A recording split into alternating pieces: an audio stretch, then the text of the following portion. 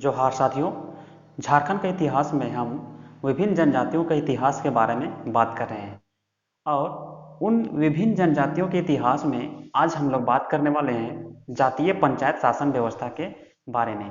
चलिए स्टार्ट करते हैं। आज के इस जनजातीय पंचायत शासन व्यवस्था में सबसे पहला पॉइंट आता है लोहार जनजाति। लोहार जनजाति के बारे में हम लोग बात करेंगे। सबसे पहला पॉइंट है इसमें, इस जनजाति की कोई संगठित शासन व्यवस्था नहीं है। लोहार जनजाति जो है इनकी कोई भी संगठित शासन व्यवस्था नहीं है, परंतु अपनी जातिगत समस्याओं को सुलझाने हेतु इनकी जाति पंचायत होती है। क्या होता है कि इनके विभिन्न प्रकार के जितने भी प्रकार की समस्याएं होती है उन समस्याओं को सुलझाने के लिए इनकी अपनी जाति पंचायत होती है। नेक्स्ट पॉइंट इसमें है कि दो गांवों के बीच के विवादों का निपटारा किसी खास मौके पर निर्मित अंतर ग्रामीण परिषद के द्वारा किया जाता है। जी हाँ, यदि दो या दो से अधिक गांवों के बीच विवाद हो जाता है तो उन विवादों का निपटारा इनके अंतर ग्रामीण परिषद के द्वारा ही किया जाता है। आइए देखते हैं अगली जनजाति। नेक्स्ट जनजाति है भूमिज जनजाति। भूमिज जनजाति के बारे में हम लोग देखेंगे तो इसमें सबसे पहला पॉइंट आता है कि इस जनजाति की जातीय पंचायत का मुखिया प्रधान कहलाता है।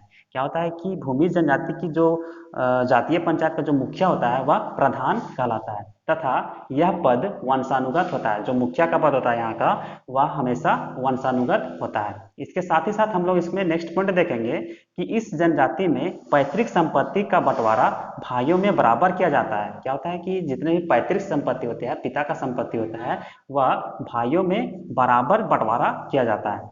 यदि किसी परिवार में पुत्र नहीं है तो संपत्ति पर पुत्री का अधिकार होता है। यदि किसी परिवार में यदि पुत्र नहीं है तो जो पैतृक संपत्ति रहता है वह पूर्ण रूप से पुत्री का अधिकार हो जाता है।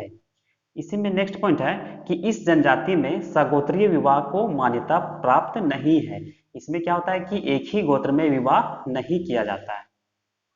अगली जनजाति है महली जनजाति। महली जनजाति के बारे में हम लोग देखेंगे तो इस जनजाति की कोई संगठित शासन व्यवस्था नहीं है। यह जो भी जनजाति जो है इसकी भी कोई संगठित शासन व्यवस्था नहीं है, परंतु गांव स्तर पर पंचायत का गठन किया जाता है तथा इसी के माध्यम से आपसी विवादों का समाधान किया जाता है। गांव के स्तर पर किसी भी प्रकार में यदि किसी भी परिवार में या तो कुछ विवाद हो जाता है तो उन सभी विवादों का निपटारा गांव के स्तर पर ही पंचायत लेवल पर ही इसका निपटारा किया जाता है। अगली जनजाति के बारे में हम लोग देखेंगे तो वह है माल पहाड़िया। इस जनजाति की स्वशासन व्यवस्था में ग्राम पंचायत का प्रधान मांझी कहलाता है। क्या होता है कि इस जनजाति की जो स्वशासन व्यवस्था होती है तो उसमें पंचायत का प्रधान मांझी कहलाता है। और इसी में नेक्स्ट पॉइंट आता है कि मांझी की सहायता गोड़ायत तथा दीवान करते हैं। जो इस मांझी का जो सहायक होता है वह गोड़ायत तथा दीवान करते हैं। नेक्स्ट पॉइंट आता है इसी में कि दो या अधिक गांवों के विवाद को एक अंतर ग्रामीण पंचायत द्वारा सुलझाया जाता है। यदि किसी भी दो या दो से अधिक गांवों के बीच में कुछ विवाद हो जाता है तो उन विवादों का निपटारा अंतर ग्रामीण पंचायत द्वारा ही सुलझाया जाता है और जिसका मुखिया सरदार कहलाता है। इसका मुखिया क्या कहलाता है तो सरदार कहलाता है। नेक्स्ट जनजाति है सौरिया पहाड़िया। सौरिया पहाड़िया के बारे में हम लोग आइए जानते हैं। माल पहाड़िया की ही भांति इस जनजाति की स्वशासन व्यवस्था में ग्राम पंचायत का प्रधान मांझी कहलाता है। क्या कहलाता है कि मांझी ही कहलाता है। जिस प्रकार से माल पहाड़िया की जो ग्राम पंचायत का प्रधान होता था तो इसमें भी सौरिया पहाड़िया के जो ग्राम पंचायत का प्रधान है वह भी मांझी कहलाता है। इसी में हम लोग नेक्स्ट पॉइंट की बात करेंगे तो वह है कि इस व्यवस्था में 15 से 20 गांवों पर एक नायक तथा 78 से 80 गांवों पर, जी हाँ 78 से 80 गांवों पर एक सरदार की व्यवस्था होती है।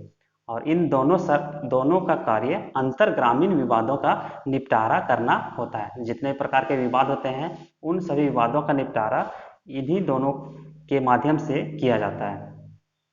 अगला पॉइंट है इसी में मांझी के कार्यों में गोड़ायत उसकी सहायता करता है। जो मांझी प्रधान होता है उसके सहायक के रूप में एक गोड़ायत रहता है और मांझी का सहायता करता है। अगली जनजाति है करमाली। करमाली जनजाति के बारे में हम लोग देखेंगे तो इसमें सबसे पहला पॉइंट आता है कि इस शासन व्यवस्था में सभी पद वंशानुगत होते हैं। करमाली के जो सभी शासन व्यवस्था में होती है तो सभी पद, एक भी पद छोड़ के नहीं, सभी पद वंशानुगत होते हैं।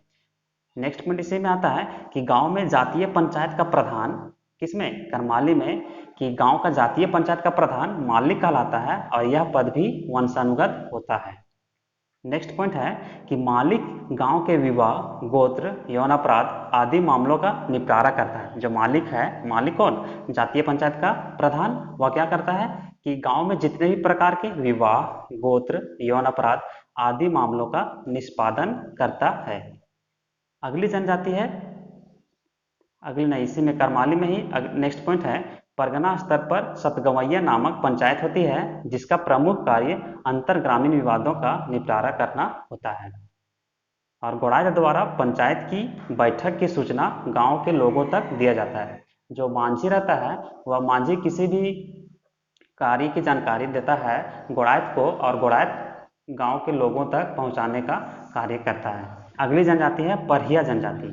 परिया जनजाति के बारे में हम लोग देखेंगे तो इस जनजाति में गांव पंचायत का मुखिया महतो कहलाता है। जो परिया जनजाति में होता है कि जो गांव पंचायत का मुखिया होता है वह महतो कहलाता है, महतो।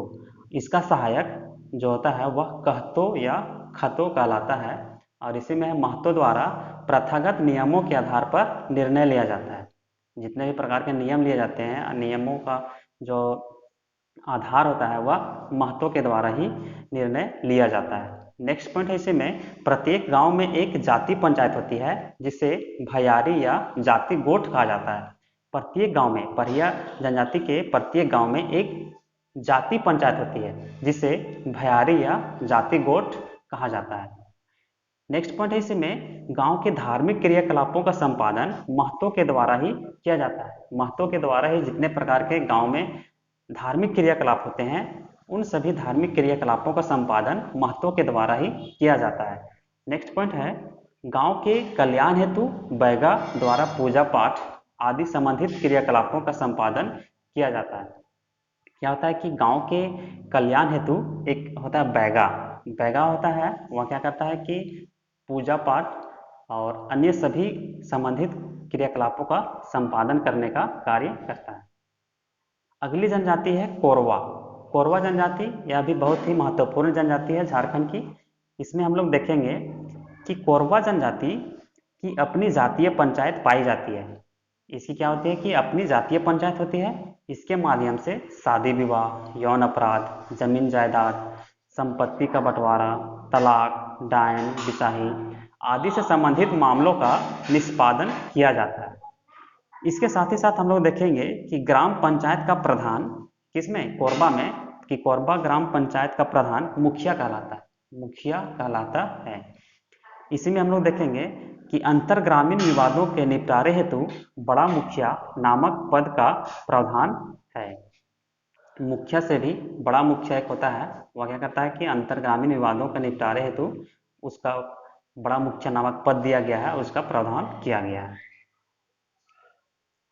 जाति से बाहर विवाह करने पर व्यक्ति को बिटलाहा की भांति समाज से निष्कासित किया जाता है। बिटलाहा जो सबसे कठोर सजा होती है वह इसमें दिया जाता है, जो जाति से बाहर विवाह करने पर व्यक्ति को दिया जाता है। इसमें क्या होता है कि व्यक्ति को अपने समाज से निष्कासित कर दिया जाता है और जिस व्यक्ति को समाज से निष्कासित किया जाता है वह दोबारा अपने समाज में शामिल होना चाहता है तो वह अपने समाज के लोगों को जाति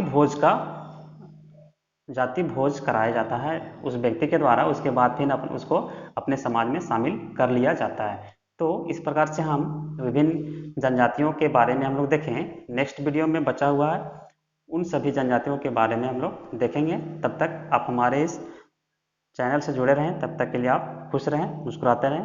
धन्यवाद।